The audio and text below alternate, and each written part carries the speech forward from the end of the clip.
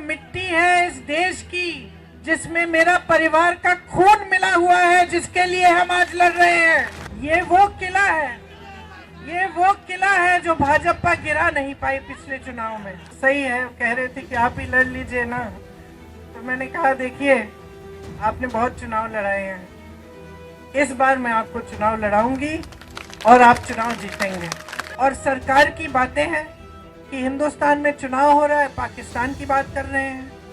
लोगों को ये कहने की कोशिश करेंगे कि कर रहे हैं कि कांग्रेस पार्टी आपके भैंस चुराएगी, आपके गहने चुराएंगे। भय फैलाने वाली बात। ये कहते थे कि परिवारवाद परिवारवाद, अब इनकी पार्टी में देखिए तमाम बेटे बेटियां चाची चाचियां सब इनकी पार्टी में इकट्ठे हो रहे हैं। फिर परिवारवाद की बात कहाँ गई कि वो चुटकी भर में युद्ध रोक सकते हैं पूरी दुनिया में। बहुत बढ़िया, रोकिए, फिर युद्ध रोकिए, लेकिन उसके साथ साथ एक आध रोजगार भी तो दिलवा दीजिए देश में। हमें लड़ना है, एक साथ लड़ना है और दोनों अमेठी और रायबरेली में चुनाव जिताना है। मैं शेरनी हूँ, शेरनी।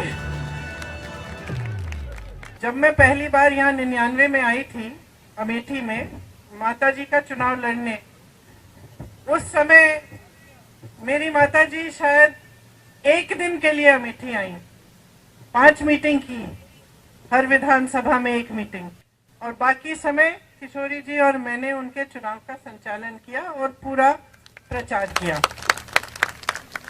उस समय मैंने किशोरी जी से सब कुछ सीखा, कार्यकर्ताओं के बारे में, किस तरह से चुनाव को संचालित करते हैं, कैसे चुनाव लड़ा जाता है, सारा उस समय सीखा।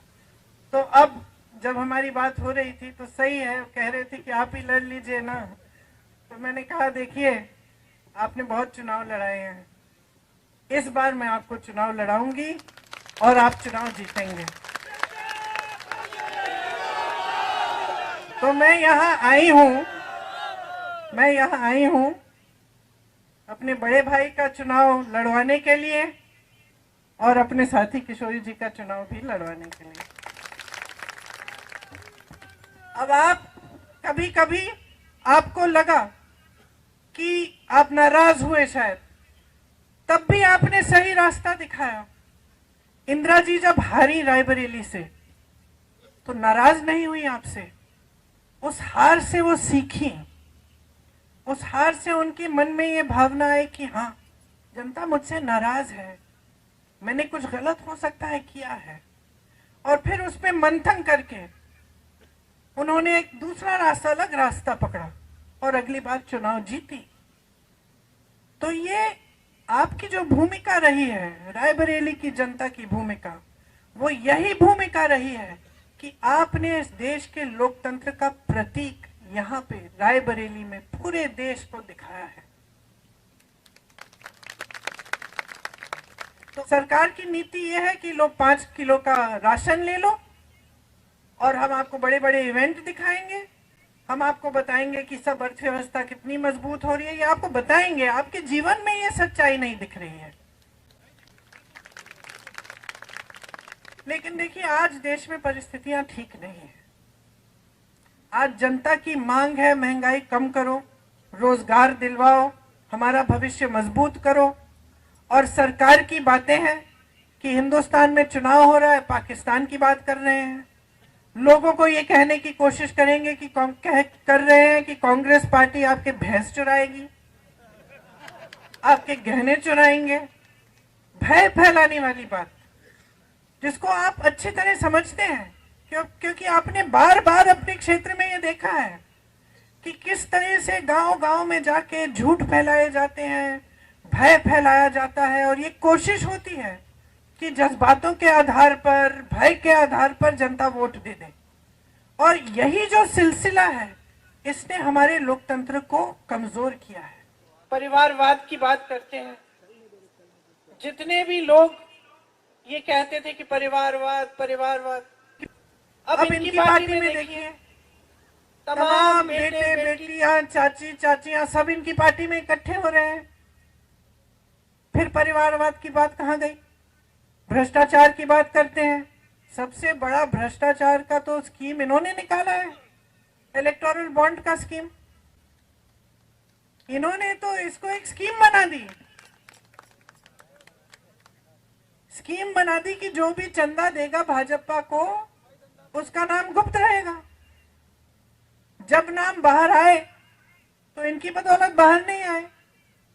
बाहर आए इसलिए क्योंकि सुप्रीम कोर्ट में केस लगा और न्यायाधीशों ने बोला कि बाहर निकालो लिस्ट, अब सूची देखिए। और ये सब बातें आपको समझानी चाहिए लोगों को। आपको दिखेगा कि देश आगे बढ़ रहा है, G20 हो रहा है, राष्ट्रपति और प्रधानमंत्री अलग अलग दुनिया के अलग अलग देशों की प्रशंसा कर रहे हैं। आपको बताया जाता है कि मोदी जी इतने बड़े नेता बन गए हैं कि वो चुटकी भर में युद्ध रोक सकते हैं पूरी दुनिया में। बहुत बढ़िया, रोकिए, फिर युद्ध रोकिए, लेकिन उसके साथ साथ एक आध रोजगार भी तो दिलवा दीजिए देश में। इतनी सत्ता है, इतने बड़े नेता हो, 10 साल से तुम्हारी सरकार है, जो किया है उसके बारे में तो बताइए जनता को। लेकिन जनता का इस कदर निरादर हो रहा है आज हमारे देश में कि नेता समझ गए हैं कि उनको जनता को कोई के प्रति कोई जवाबदेही नहीं है, उनकी जवाब देने की जरूरत ही नहीं है। और हमारा पूरा जो लोकतंत्र है वो खतरे में है। हम बार बार बोलते हैं मंच पे, लोकतंत्र खतरे में है, लोकतंत्र खतरे में है। इसका मतलब क्या है? जो गांव में रहता है, जो किसान है, जो गरीब है, उससे क्या मतलब है इस लोकतंत्र का? ये समझाना जरूरी है कि इस लोकतंत्र ने अधिकार दिया है आपको, वोट का अधिकार, जो सबसे बड़ा औजार है जिससे आप अपने जीवन में बदलाव ला सकते हैं या फिर आप अपने भविष्य को अंधकार में भी ढकेल सकते हैं। ये समझाना जरूरी है। ये समझाना जरूरी है कि अगर संविधान बदलेगा इसका मतलब क्या है? क्या आपका वोट कल को आपको नहीं मिलेगा? क्या आरक्षण कम हो जाएंगे? क्या जो आपके अधिकार हैं, जैसे कांग्रेस ने आपको भोजन का अधिकार दिया, जनता को शिक्षा का अधिकार दिया, इनका क्या होगा अगर संविधान बदलेगा? ये सब बातें समझानी बहुत जरूरी है। बाकी शायद 329 घंटे हैं अभी से लेकर चुनाव तक। 2-4 घंटे हर रोज सोने के लिए रख लीजिए, बाकी सब मेरे हैं। दौड़ाऊंगी, काम कराऊंगी, डांटूंगी, कंधे से कंधा लगाकर आपके साथ लड़ूंगी। और अगर एक सेना है इस पूरे देश में जो लड़ना जानती है तो ये सेना है।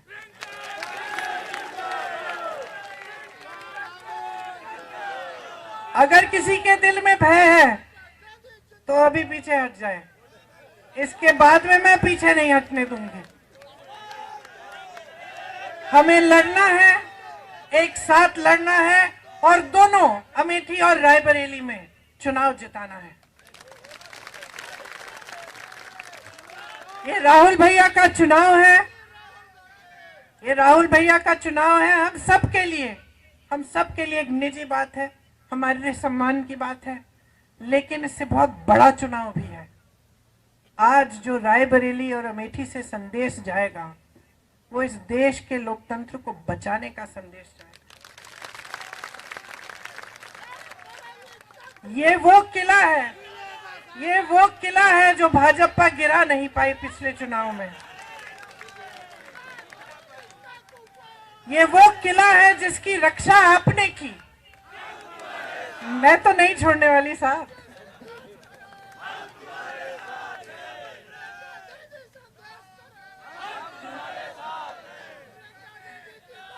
मुझे तो आप बहुत दिनों से जानते हो। अब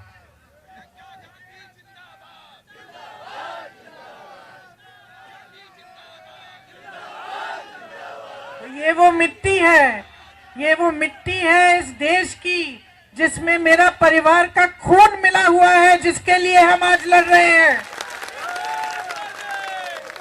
जिसके लिए आपके पूर्वजों ने जान दी है। आपके पूर्वजों ने पसीना और खून बहाया, ये वो मिट्टी है।